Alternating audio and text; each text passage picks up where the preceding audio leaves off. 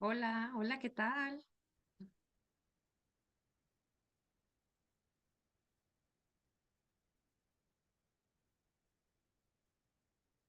Hola, I guess we're ready to go. Good evening, everyone. Buenas tardes. It's great to have everyone here. Buenas tardes, bienvenidos a todos. I am Jackie, and I'm delighted to invite you to our webinar on modern Marianismo and Latinas in the workplace, navigating tradition and professional growth. We are thrilled to dive into the webinar organized by Prospanica's Latina Track Committee. This session is dedicated to exploring the cultural concept of modern Marianismo, its impact on women in the workplace, and how to navigate and juggle these traditional expectations with career aspirations. By delivering into research, practical coaching strategies, and personal experiences, the discussion will provide a well rounded perspective and equip you with the tools and confidence to achieve your professional goals while honoring our cultural heritage.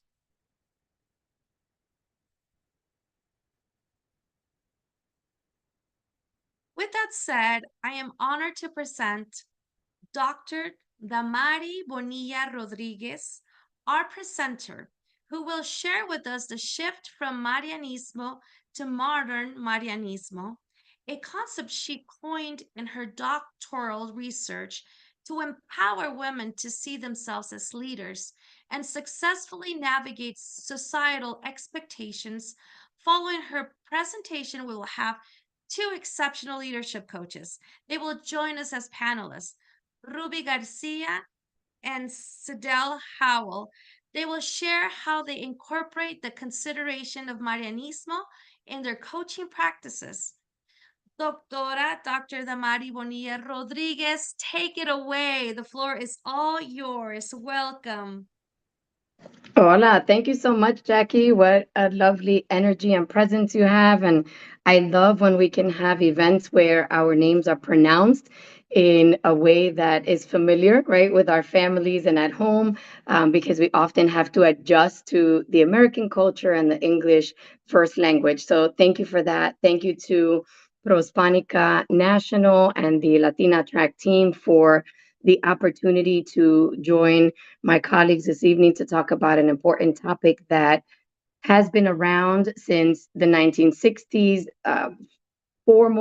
formally introduced in an essay in 1973 by Evelyn P. Stevens, and that we have been really diving into in recent years as we recognize the way that our cultural upbringing and societal expectations has impacted us. So, hola to everyone.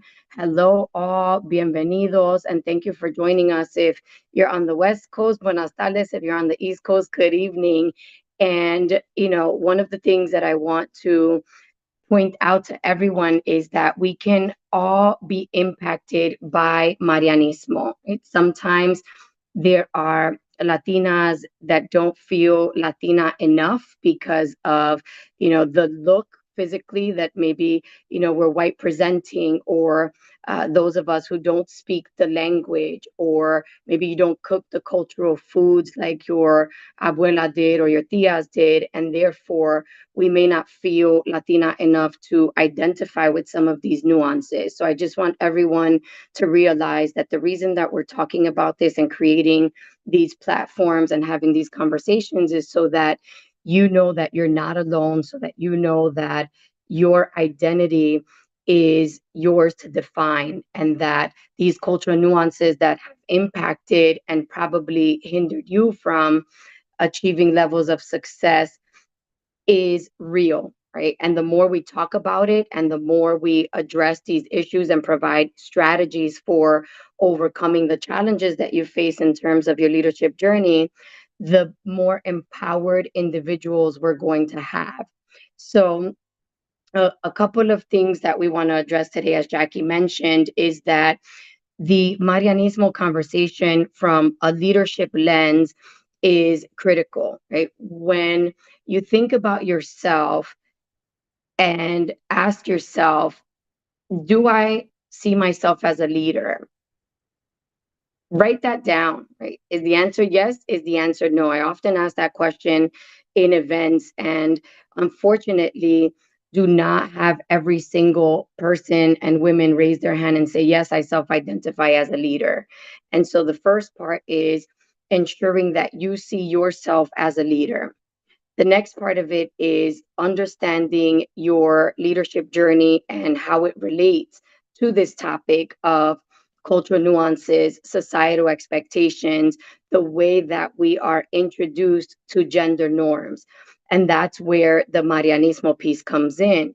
In the Latino culture, we've traditionally heard the word and the term machismo, and people understand it. Even those who are not Latinos understand it, that it's defining the behavior for males in the culture. Marianismo is the counter to that. Marianismo is the way that Latinas and Latina behaviors are defined and the way that we are expected to behave. There's a definition on your screen that you can read. That's a formal definition, but the quick definition is this expectation that you are sacrificial, that you are putting others before yourself, that you are giving up so much of yourself, and or that you are on this pedestal, that you are, not able to commit an error, and that you're upholding the expectations of others. What happens when we try to meet those expectations is that we are moving to a place of perfectionism. We are trying to be all things to everyone. I want to be the best mama, the best partner and or wife, the best employee and or boss and or entrepreneur, and every other hat that we wear. And what happens when you are in this space of trying to be all things to everyone? You become exhausted. And there's a part in my new book where I ask that question: have you ever felt exhausted? And I go on to share that I have. And the reality is that I'm dealing with Marianismo on a day to day basis. And I have to reframe for myself, how is it that I'm able to show up in my respective roles and do my very best without becoming exhausted?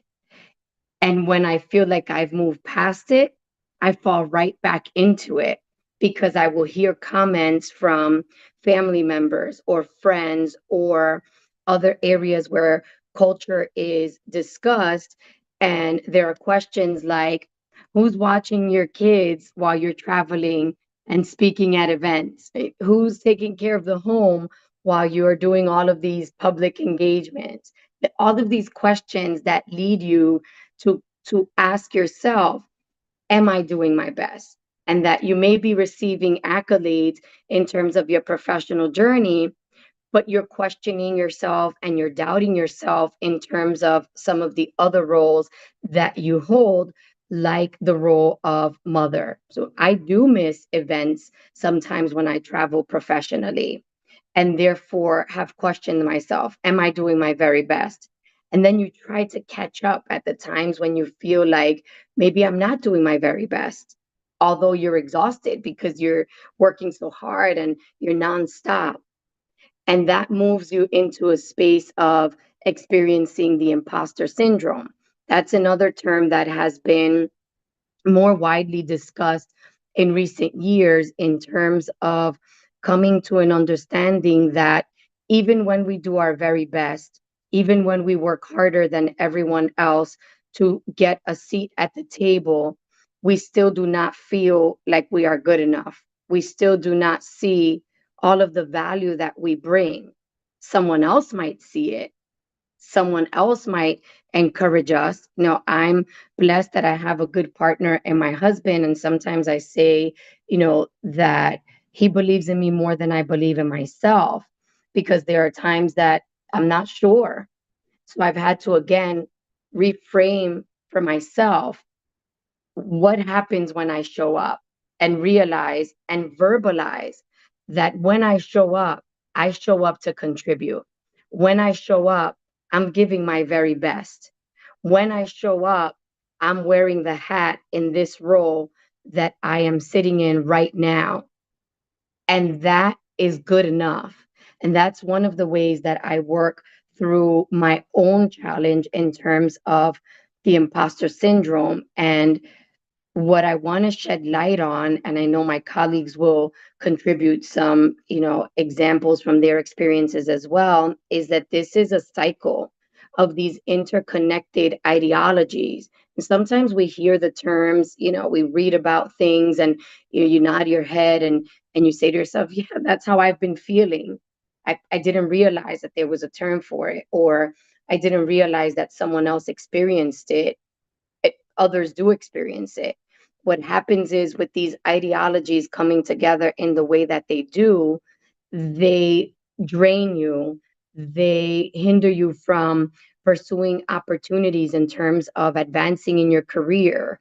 They may hold you back from achieving levels of success that you deserve because you've worked for it, because you show up and put your very best foot forward. And the conversation happening right now is timely in that we need to acknowledge what is it that has been holding me back, name it, and be able to say that's a Marianista trait, and then be able to navigate through those ideologies to free yourself, to not be stuck because you realize that this is what is impacting you. So there's a process of self reflection in terms of our own experience with Marianismo, and a determination that I'm going to tackle these challenges head on. That, as I shared in my own experience, you are having to flip that switch. Sometimes it might be on a daily basis. Sometimes you feel good and you feel confident in being able to navigate the challenges.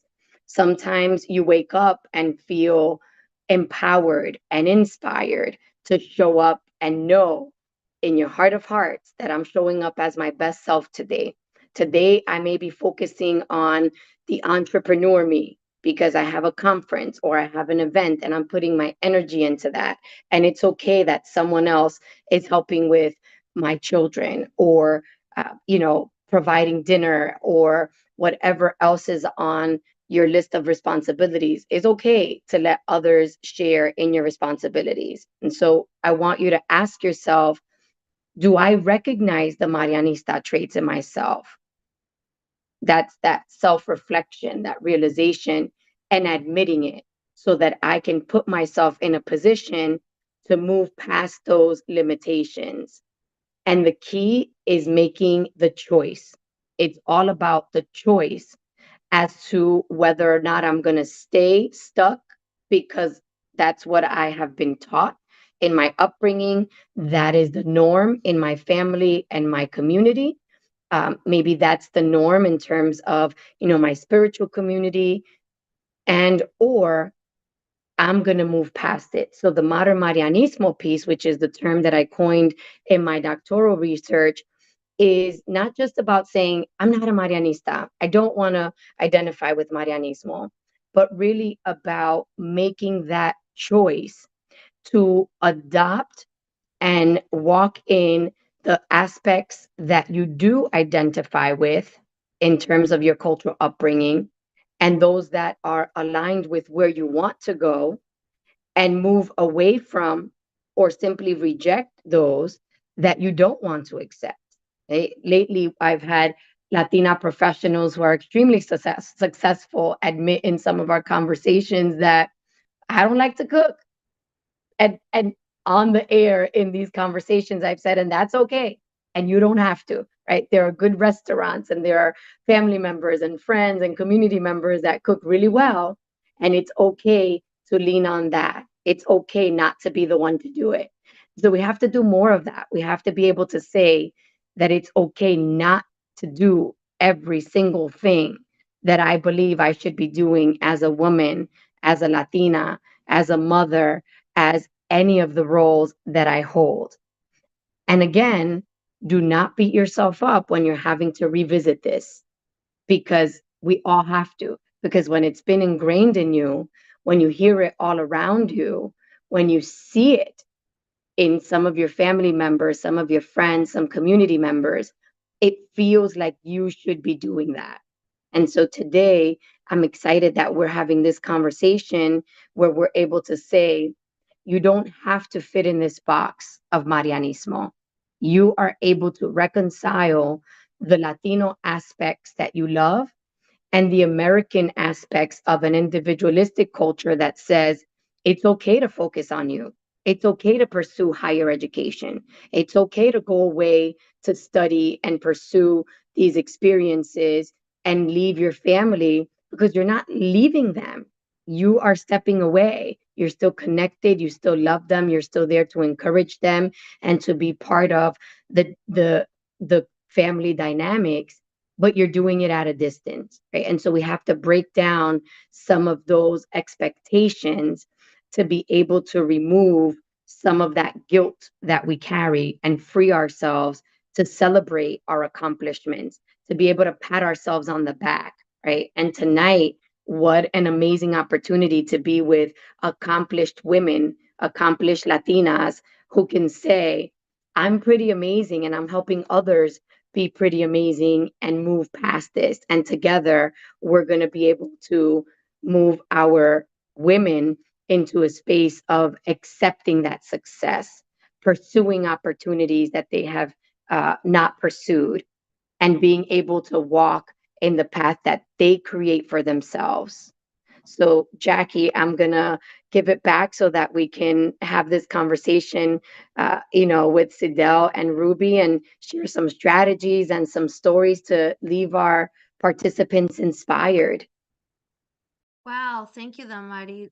Your presentation is just phenomenal. It gives me such a clarity in terms of the definition, but the understanding as to how we go through this in your life and my life, right? And without the understanding and the, what you've provided to us is just very clarifying for me, for my life. Thank you so much for all of that. We will now move on to the following questions. I'm gonna, ask the panelists rotating questions, and please, this is very organic. Feel free to just answer as you will, and yeah, this is a very important topic. It's very near and dear, and I recall moments where that imposter syndrome creeps in.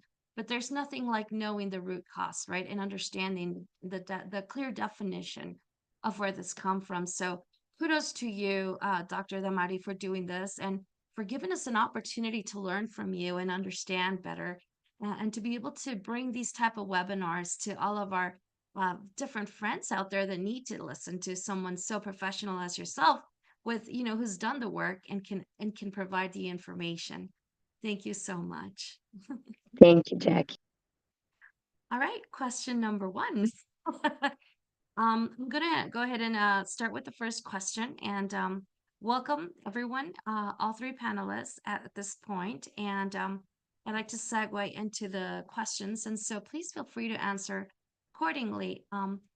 As you all are leadership coaches who empower female professionals, how do you address modern Marianismo in your coaching practice?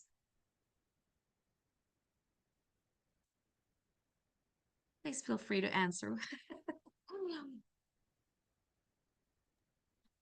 Go ahead, Ruby, because I know you focus a lot on this.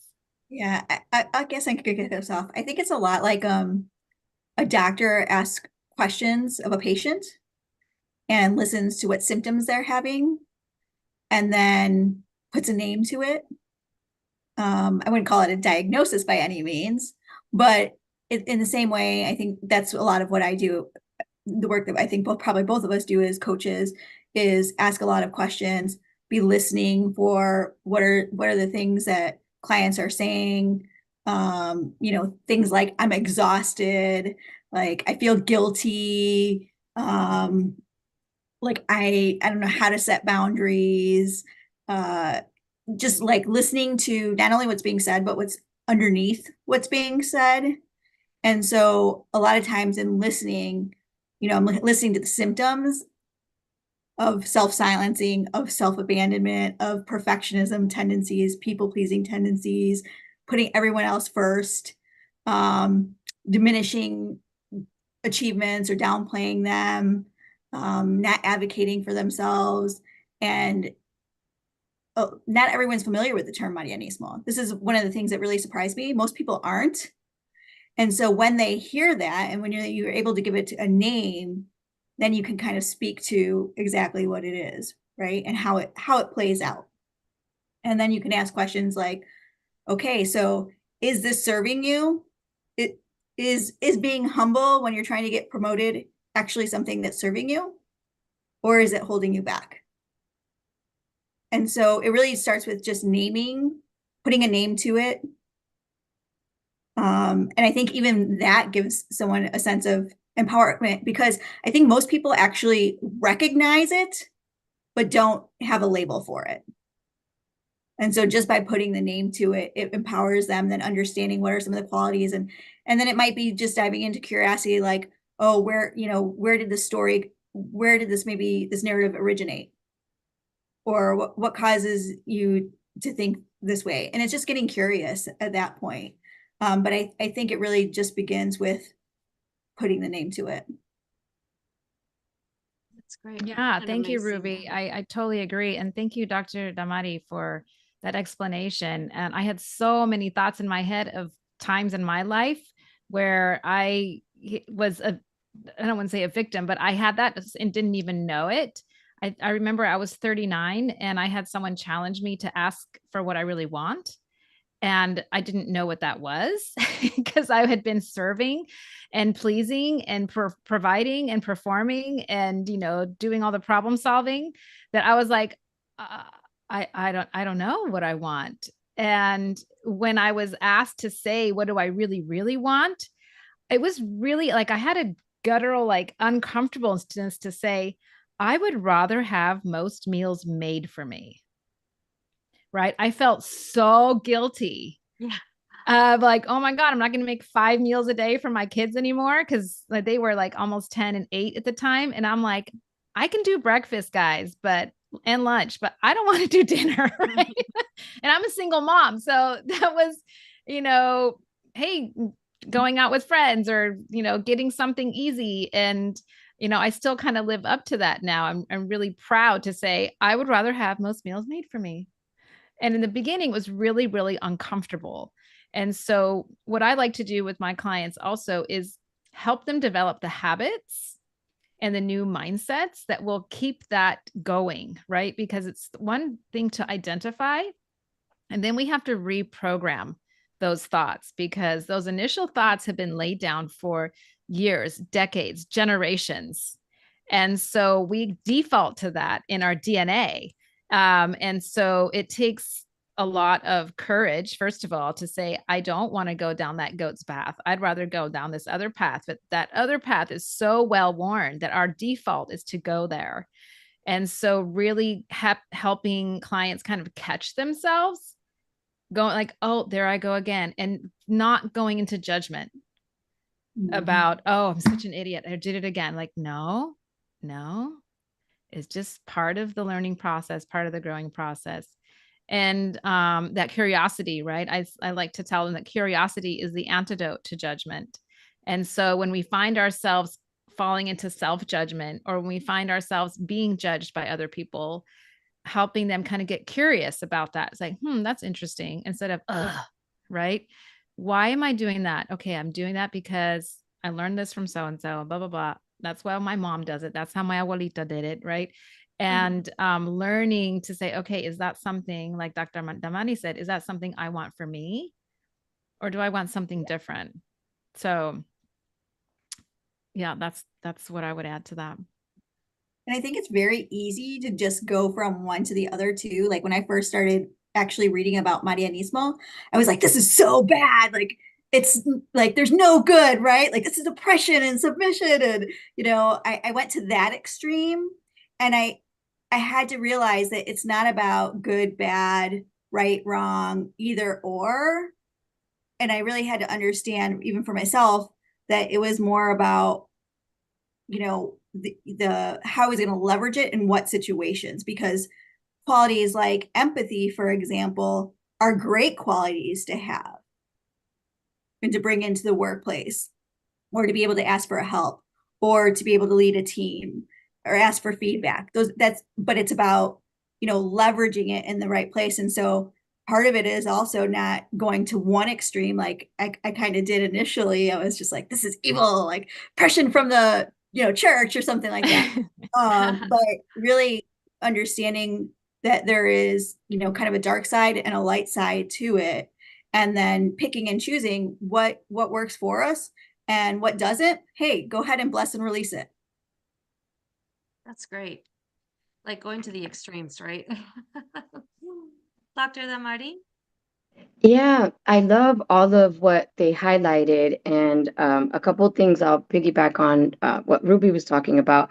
That's exactly why it is important to define, because first of all, the fact that Marianismo, the word itself is tied to the Virgin Mary and a religion and Catholicism. If you're not religious or you don't practice that religion, that adds some resentment. There are just all of these dynamics that come into play when you have the realization that this issue has been impacting you, right? To the point that you just made, you're trying to get away from it. And that's exactly why modern Marianismo is about reconciling those aspects, because you're right, there are some aspects that are positive. And one of the things that I was able to do in my doctoral research was highlight what are those characteristics that Latina leaders self-identified are important to them. And it was things like listening and being empathetic. And there was a connection to spirituality. It doesn't look the same for all of us. And that's the part that we push away from the norm, right? Being able to say what works for Jackie doesn't work for me, or what works for me doesn't work for Ruby. And I'm okay with that. And we should be able to exchange and support each other and not feel like I have to be in that same box or identify exactly the same way, right? That's why one of the things I tell my coachees is that words matter. And when I do the work that I do in terms of, training and facilitation, I always define terminology, because to your point, Jackie, I may be able to identify that I'm experiencing something, but not know it, right? And so when it's defined for me, then I have a grasp. Then I can really speak to it, right? And so when we use terminology like Seidel was using, we might stay in a particular place, right? Of humility, of this is how I'm supposed to be. But when we use terminology like I demand, right? So when I'm in certain spaces, particularly with older white men, they are uncomfortable with and refer to me as aggressive or arrogant, or well, I've worked my butt off to earn this credential. Like I've worked really hard to contribute to not just my culture, but to society, to be able to understand people and women that look like me and have experiences similar to mine. And so I want to be called doctor in public. I respect everyone else's credentials. Why do I have to beg for it? No, I demand it. And I have a new article that was just released a couple of days ago through the Women to Women program in Reading, Pennsylvania, about breaking the glass ceiling. And I'm saying we have to reframe terminology and how we speak. It's okay to demand something that you have worked for and not feel guilty about that, right? So what these coaches, what we're doing when we work with individuals is validating their experience and being able to say, you're not alone. I've been there as well. Let me tell you how I've dealt with it. And then point them to resources like a webinar such as this one, where they can pick up more information that helps them make sense of it. I can't tell you how many times I've lost opportunities or felt lost within an opportunity given to me because I didn't understand not my I understood my role, my capabilities and my abilities and my value, but I didn't understand the Marianismo, right, that I was under, or the pressure that I was putting on myself, for example, as to how I was perceived by myself of what I was supposed to do and be as a mother, as a wife, as a person that was Latina. And so I think the grappling with that mindset and that situation is very difficult when you're in that moment. And yeah, you sometimes have opportunities that can be lost because you're so confused. In my case, right, as to how I'm supposed to act, right? Am I supposed to be humble? Am I supposed to just lose my identity? But if I speak up, then what if I'm considered, and this, and so it's a very difficult situation, and I lived it in when I was in a software company, and I just felt lost. So that leads me to my question here that we have. What are some tools and practices that you use when thoughts or pressures about what we should be doing as women come to mind? When situations such as the one I just mentioned that I went through, and I felt like a failure really because I couldn't break through that mindset, right? This was years back, but all these different pressures in our own minds and systems. What are some of those tools and practices that you would recommend others that are in those situations that they would use in order to be able to uh, break through? Yeah, one of my favorite tools is, and it's going to sound kind of woo woo, but it's really coming into my body, right? And getting out of my head. And for many, many, many, many years, I thought the really loud voices in my head that were telling me what I should do and what I shouldn't do were my truth. But really, Mhm. those were planted there by society, by my childhood, by well meaning adults in my life. And but deep, deep down in my body, there was another whisper, a very quiet whisper that I didn't know how to listen to and that I didn't know was my truth because I thought the loud voices were my truth and the quiet voices were my fears. And it's actually the opposite. The quiet voice is your truth and the loud voices are your fears. I wanted to be a coach for 8 years before I became a coach. And when I finally had the courage to say, I want to be a coach out loud, my girlfriends were like, thank you, finally. Right. And what I discovered through that process of really owning what I want is my fear was rejection by my mom, right? My voice in my head that said, you don't have time. Don't get distracted. You need to take care of your kids. You need to take care of, we have a family business and my mom's the owner, right? So I had all this very complicated relationship with my mom. And so when I learned to identify those voices as something outside of me, and put a face to them, not necessarily my mom's face, but it was, Nancy, you're not good enough, right? Or, procrastinating Patsy or whatever it is. Um, when I was able to recognize when that voice was talking to me and unidentify from it and say, no, I'm not listening. I understand. I hear you. I know you're concerned about me and you're worried, but it's going to be okay. And I have this thing I need to do for me. Eventually, when I could stay in my body and talk to my mom about it, she came to my frequency, I would say. And she's like, oh, that's really great. That's amazing.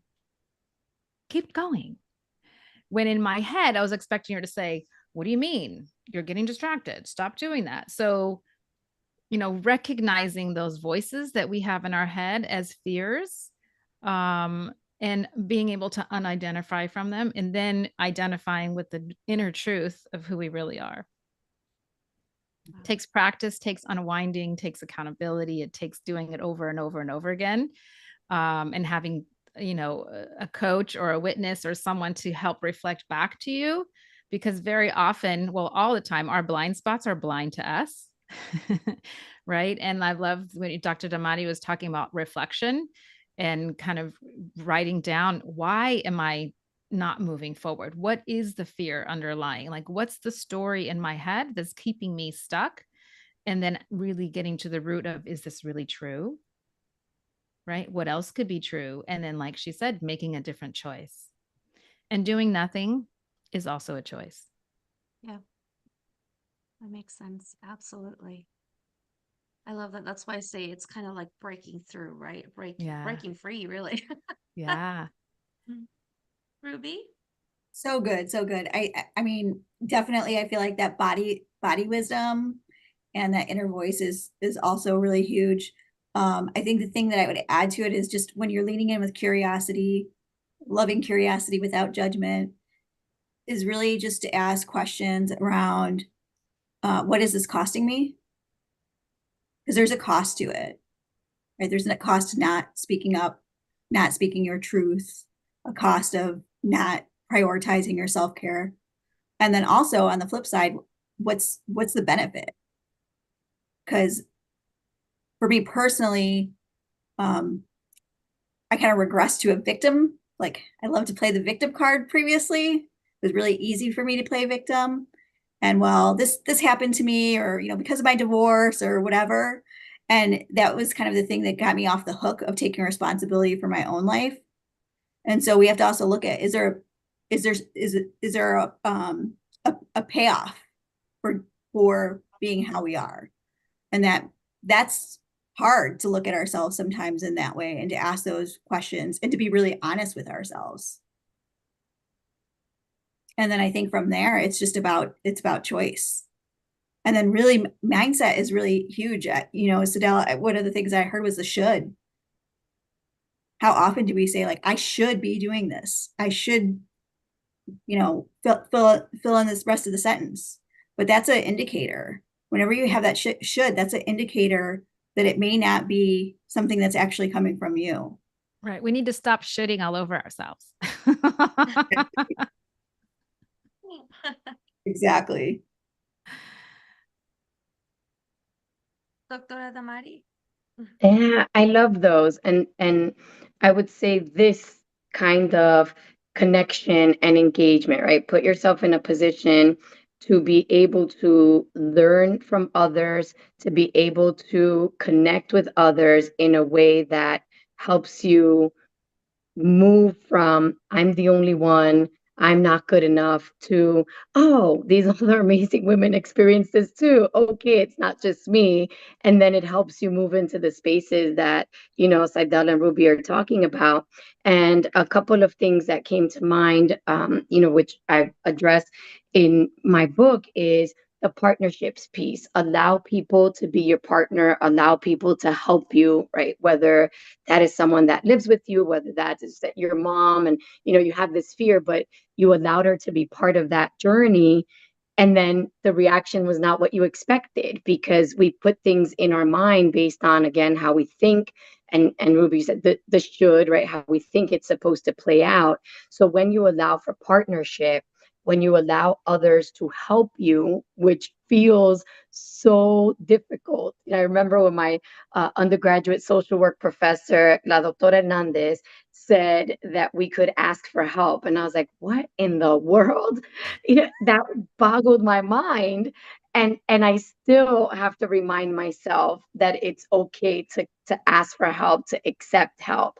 And then another strategy that I talk about is giving yourself grace, because as you said, this is so hard for me. I put so much pressure on myself. I internalize all of these things. And, you all talked about the voices in your head, and, the way that I'm hearing things should be, and the stress. I mean, sometimes I hit the bed at night and I'm exhausted. We've used that word, and it's okay to say it. I feel exhausted. I feel drained. I have nothing else to give. And giving myself the grace and the space to be able to say that allows me to release it and be mindful that I don't have to do that again tomorrow, but I may have to remind myself again tomorrow. And then also, allowing ourselves to be stretched and to determine our own narrative and say to myself, this is the path that I'm going to take. And the new term that I've been using is humble confidence, because humility comes up so much in all of these conversations. And so I keep saying to women, listen, you can be humble and confident. It's not either or. And I wanted to point out that this is not just a conversation that is impacting Latinas, but it is impacting women from different racial and ethnic backgrounds. And as I've done this work over the last 14 years since my dissertation was published, and even more recently, women from different backgrounds are reaching out and saying, thank you, we didn't have a name for it, right? And my colleagues talked about the naming as well. We didn't know what to refer to it as. And, one of the things that I tried to do to empower myself and others was put an umbrella term. And Ruby knows because she has the book, an umbrella term that encompasses the three ideologies so that I don't feel all over the place with Marianismo, perfectionism, imposter syndrome, and every other thing that impacts me, but that I can use this one term and say, this is what I'm grappling with. This is what I'm moving away from. Wow. Yeah, and I'd just like to add also real quick, the work that we do on ourselves to, have that awareness and then identify for ourselves what works and what doesn't, and really own what we want and what we don't want, we are affecting generations. So the little girls and the little boys that we raise, their kids and their kids and their kids, it's not just us that we are shifting. We are literally shifting the culture and the generational story of self-abandonment and self-deprecation and staying small and trying to fit into a little box. And one of my biggest reasons for working on myself was because I did not like my life. I was a perfectionist and I had all the things, the kids, the car, the career, the house. I did not have the husband, so I felt like a failure in that sense. And when I learned to own that I was enough, everything shifted with my relationship with my kids. My son stopped having temper tantrums because, oh, by the way, it was me being stressed out that he didn't have a dad. And then I was have the story about how I was a failure. And so I realized that I wasn't happy and thriving and balanced. And I did not want my kids to be me one day. Right. I wanted my kids to be happy and balanced and thriving. And so I knew it was my responsibility to figure out why I didn't feel that way myself, when from all external, views, it looked like I should be happy. And so I am really proud that my kids now have the tools that I did not have as 20-year-olds. They're both college graduates and they have incredible amounts of self-awareness that I did not have at that age. They don't do all the practices that I do. My son's 24. He goes, no, mom, I don't meditate and I don't journal and I don't do all your things. But watching you work on yourself inspires me to always be growing and learning about myself.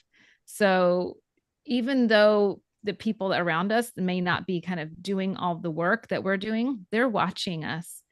Your kids are watching you. So you're just, leadership is not just about being leaders at work, but we're leaders in our families, we're leaders in our communities, we're leaders in our friend groups. And, you know, any woman that is raising her own boat and the raising the tide is lifting all the other boats with it. I love that. And I think it's that aha moment, how do we take others to that aha moment that takes you to that mind shift, right? That mindset that shifts your mind and makes you believe that you can take responsibility, that you can be a voice, that you can believe in yourself. And I think that everything you guys have said, from awareness, being coachable, having that should attitude, not reverting to that victim mindset, I think is very powerful as well, because I feel it's something very cultural. I'm Central American, and El Salvador, that's a big cultural thing. And so reverting to that, I think it happens all the time. And so being able to see amazing women, listening to women such as yourself, I think it's powerful. But for me, I feel like it's taken me a bit, because it wasn't until I began to value myself and understand that, there is no other way. There just is no other way, except for the fact that my mind shift has to just my mind has to set and understand that this is the way. So some people ask, how do you do it? And you say, well, my mind. It's the mind. It's just the power of believing and the power of understanding that you are not what others say you are. You are who you believe you are. And I think that that's powerful to hear from every one of you, because it does take practice, it takes tools, it takes coaching, and it takes a lot of different tools necessary to be able to get to that point. So, everyone who's out there listening and watching, understand that you're not alone. And there are amazing women like Ruby, like Sidel, and Doctora Damari, and so many others that can help guide you through this process and through this way. But thinking a certain way that we've thought for generations is not always the right way. The right way is believing in who you were created to be and who you are, right? And finding that person. So in my case, I feel like it took me that moment to get to that aha moment of like, whoa, I can actually think different about myself and accomplish so much more.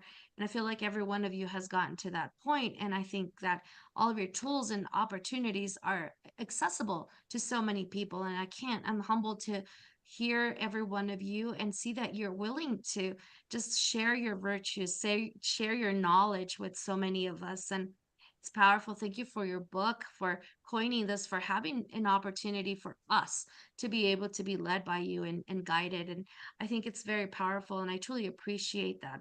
We're going to take the next 10 minutes to just open the live Q&A, because I know there's a lot of people out there that would love to ask questions. And I just appreciate you, Dr. Damari Rubiz Sedel, for enlightening our conversation. And as we've covered so many strategies, personal experiences, and the opportunity to understand a more defined, for me at least, modern Marianismo, I think it's very important. And I'm sure that there are some people out there who have questions. And like I said, I'd love to see if we have some questions out there that we'd love to ask some of our panelists. Hey, Elaine Jackie, can says, I add something really quick "Oh, before we yes, please, I please, just please, wanted to please kind go of for it." piggyback on one thing that Sidel said because I got chills when she was talking about like breaking some of the generational patterns. And the thing is it can be really hard when you're the one doing it. And it doesn't always feel good. And you can be the scapegoat sometimes in your family or the outlier.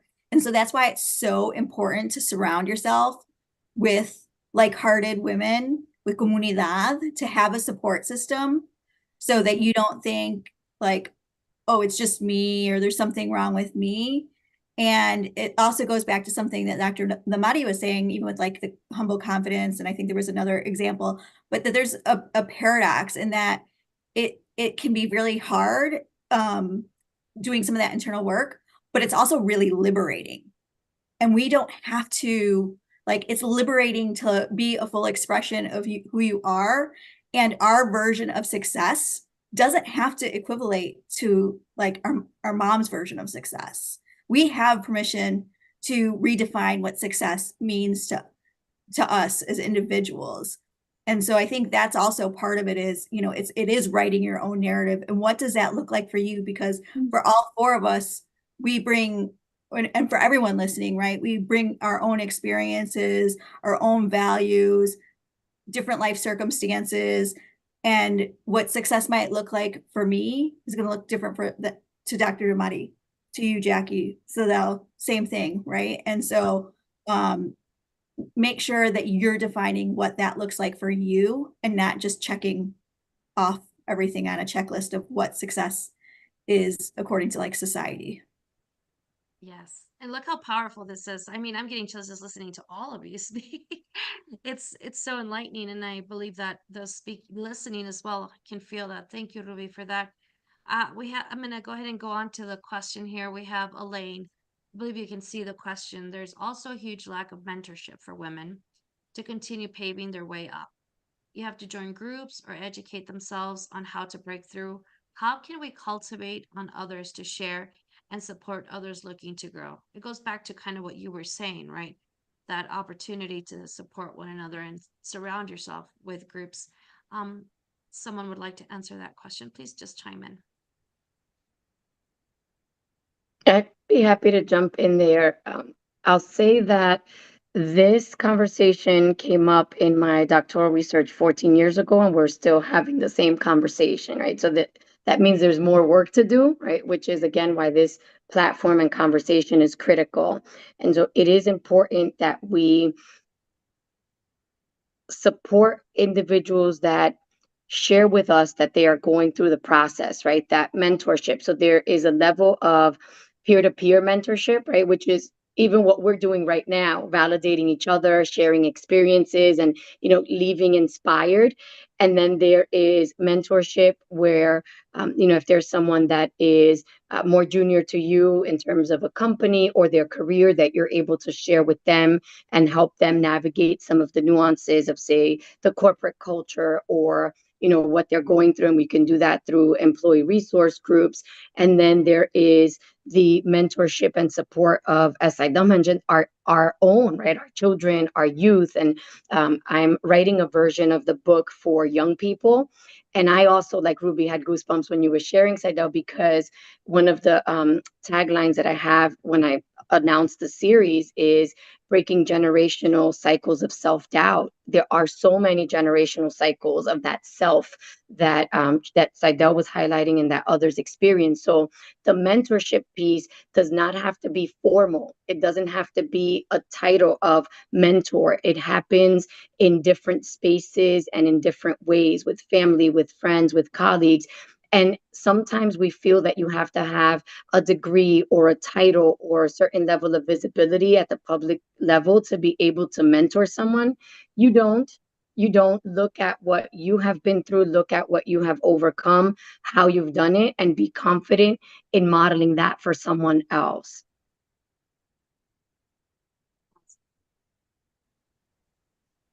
Anyone else would like to chime in on that question? Okay. We'll have another question from Esther. Thank you so much, Dr. Damari. That was really good. And I know that we're a little bit short on time, so I'd love to be able to have the opportunity to answer these questions. How do you guide women who may be a critical personal juncture of womanhood, like finding a partner or starting a family while also juggling a critical professional juncture or opportunity for growth at work? Great question, Esther. Yeah, I think for me personally, I have confronted this many times. When I graduated from business school, I got a job at McKinsey in London and found myself, oops, pregnant on my honeymoon right before I started working. So I showed up to McKinsey 2 months pregnant. And after my daughter was born, I had 2 kids, one right after the other. And I made the very difficult choice to walk away. And then later I had to re-enter the workforce after I got divorced, which also was a difficult thing to do. So in both of those situations, I really got serious with myself and really kind of dug deep on, what do I want? What do I want? And Ruby kind of alluded to this earlier. Like, if I got to the end of my life, what decision would I be happy with at this moment? And oh, by the way, a decision is made with the information you have at the time. And it's our responsibility, once we've made that decision and we get new information, if it doesn't sit with us anymore, if it doesn't resonate anymore, if it doesn't feel the way we wanted it to feel or we imagined it would feel, we have the responsibility to make a new choice and not stay stuck in the choice that we made initially. It took me years to realize that I was in an abusive marriage. I was in total denial because I had 2 little kids and I wanted to make my marriage work. And I didn't want to take my kids away from their father. But I realized that my mental health was in danger, and I started seeing it affecting my kids. My 2-year-old son was slamming the doors in my face and cursing at me. And I made the very painful and difficult and terrifying decision to leave an abusive marriage. I finally listened to the little voice that was in my gut that knew, oh, by the way, the minute I met him, that there was something not right. But my head was full of all sorts of reasons why I should just be wooed and wonderful. And so for a long time, I struggled with making a new choice because I felt like I had made a commitment. So that would be my message, is just really get clarity on what it is that you really want right now. And if you decide later that that wasn't the right decision, make a new one. Wow, that's so powerful. You make a decision with the information that you have in that moment. I love that. Yeah. And That don't, oh, I should have done this, I should have done that. You didn't have the information you have now. right. Yeah. Letting yourself off the hook, giving yourself grace, like Dr. Damari said. I love that. That is so powerful. That touched me. And I'm sure it touched so many people out there, because we oftentimes just overlook that and just think it's my fault. I made this mistake. But how much information do you really have, right? And how much do you really understand the decision you're making at that point in time? That's powerful. Thank you for that. Thank you so Mm. much. That's really good. We have one more question here from Keisha Chandler. How do you say no without losing out on an opportunity to grow? Where does risk come into play in modern Marianism?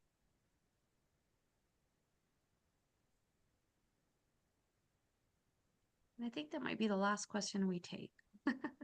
I'll jump in and say that it goes back to what we've been talking about the during the entire conversation. It's about choice, right? And risk is part of making choices that we believe are going to result in what is best for us, in what we want, in what our narrative is going to be, because that's what we want it to be. And I think Ruby was talking earlier about how it feels, right? It doesn't feel good. It feels scary. There are all of these thoughts that go through our mind when we're thinking about saying no, when we're thinking about what could I lose. But the reality is, you will probably lose more if you do something that you know. And I think Seidel's story, a very personal story, and thank you for opening up that way, is you're going to lose more if you stay in that situation. And, it is tough to walk away when we have fears and there's so much unknown. And, there is guilt also that comes with, What if I would have had more if I stayed?" But that goes back to what she was saying before, like, don't go back there, right? Don't ask yourself that, because you don't know. And I think that piece that you just highlighted for us about making informed decisions with what I know right now is key to that, right? What I know now is that this is not for me. What I know now is that I can't stay. What I know now is that I'm going to make it. You have to believe that you're going to make it. And, recently my husband said something to me in just my own, I talk about my faith walk, and this transparency and vulnerability is critical to the mentorship piece and to really breaking down these cycles. And so he said to me, sometimes I don't know if you're going to wake up as the faith-filled version or the stressed version of you. And that was so powerful. At another time I might have been offended. Well, the nerve, but it was powerful, because when you're in partnership, again, it doesn't have to be romantic partnership, but when you're in partnership with people that care about you and you allow them to be in in the trenches with you, I said, you're right. And I said, sometimes I don't know which me is going to wake up, but then I go back to my work and said, I have to make the choice of which me is going to show up, right? So I may wake up being the stressed one today, and I have to make a choice, right? And again, who's in your life that does that? Sometimes it's my boys, like Seidel's kids. Right? Sometimes it's your kids that'll say, like, you're amazing and you're doing great. And you're thinking, I didn't even know they were paying attention, because they're 14 and they're on video games all day, right? Or, my best friend, where I'm saying, I'm stressed. I've been on the go. I didn't get to prepare. And she's like, you got this. You always do. And you accept that, because sometimes we wouldn't accept it, right? We're like, oh, I don't know, I'm not that good. And so there are all of these choices we're making every day along the way. Yeah, and I know we have to close real quick, but I have to say one more thing, which is sometimes that choice is a positive. Sometimes we're being asked to jump in, not walk away. And that's where we stop ourselves too. Like, you have this opportunity and you're like, oh my God, oh my God, oh my God, do I really want to do this? And you get up in your head and all the starts talking. And then if you get really quiet, your body's like, yeah, you got this. Right. And or it's you get the opportunity to go on a trip, or someone asks you to go to the movies, and instead of getting up in your head about what should I be doing, and is this going to be acceptable, and am I going to outshine somebody, or what is this going to mean for me, just like, shh, what do I want?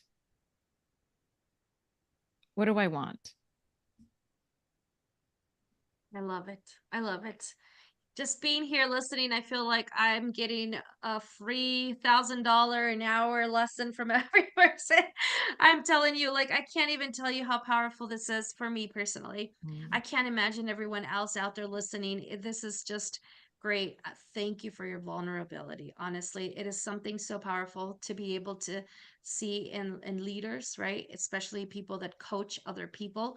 I think it's something that's very valuable because you relate. You relate and you're able to see yourself and hear what you just said.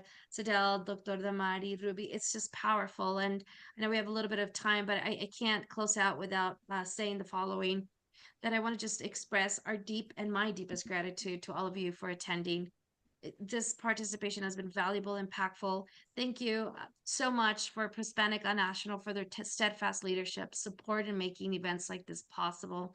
Don't miss out, everyone that's listening. Continue to log in, continue to come on. The dedication of empowering Latinas and promoting diversity and inclusion in the workplace is genuinely inspiring. We're pleased to announce that the next webinar will be on the topic of women's equality pay and will be held on August 26th. We hope you will join us for another enriching session. Also, don't forget to mark your calendars for our national conference that's scheduled to be on October 29th to the 31st in Orlando, Florida. It promises to be an outstanding event with numerous opportunities for learning, networking, and professional growth. Thank you once again, but I do not want to go without asking our panelists one last question.